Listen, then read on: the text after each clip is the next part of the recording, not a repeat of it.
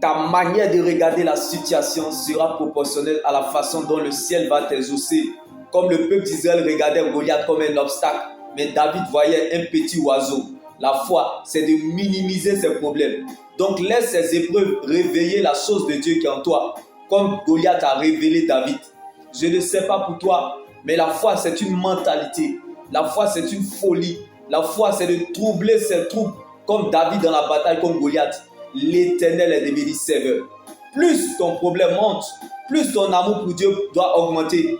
Car Goliath était plus grand que David, mais la grandeur de David était Christ. Je ne connais pas ta situation, je ne sais pas là où tu te situes, mais laisse ces épreuves réveiller et te propulser plus haut comme l'aigle. Car l'aigle ne regarde pas la montagne, mais il voit au-delà de la montagne. Car la joie de David dans la bataille contre Goliath ne dépendait pas de ce qu'il regardait, la taille de Goliath, mais de ce qu'il voyait, la grandeur de son Dieu. Car Goliath était plus grand que David, mais la grandeur de David était Christ. Donc là où se trouve ta richesse, c'est là où se trouve ton cœur. Que Dieu prenne donc la forme de ce qui te manque et que la joie du Seigneur soit ta force et ton partage. Sois consolé depuis ta position dans le nom de Jésus-Christ. Car celui qui a fait le testament est vivant. Donc ce n'est plus ton combat, car Christ était ressuscité pour toi. Il y a encore de l'espoir.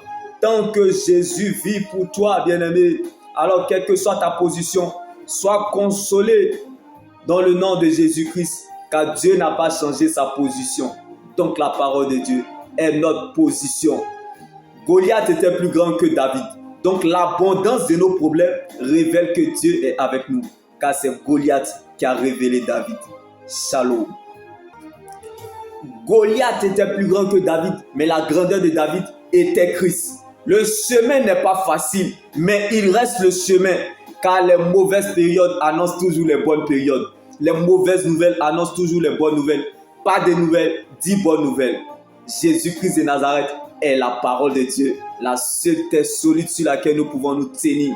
Même si je suis fatigué, chargé, épuisé, découragé, je préfère ramper en allant à l'église. Je préfère toujours agoniser en lisant toujours ma Bible, parce que ce roi demeure ma priorité. Je ne pourrai jamais régner ce roi-là, bien-aimé.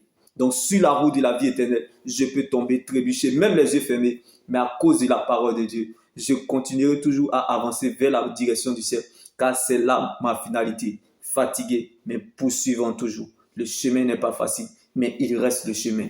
Car Jésus-Christ n'est pas un chemin, mais le chemin. Donc Dieu t'ouvrira un chemin.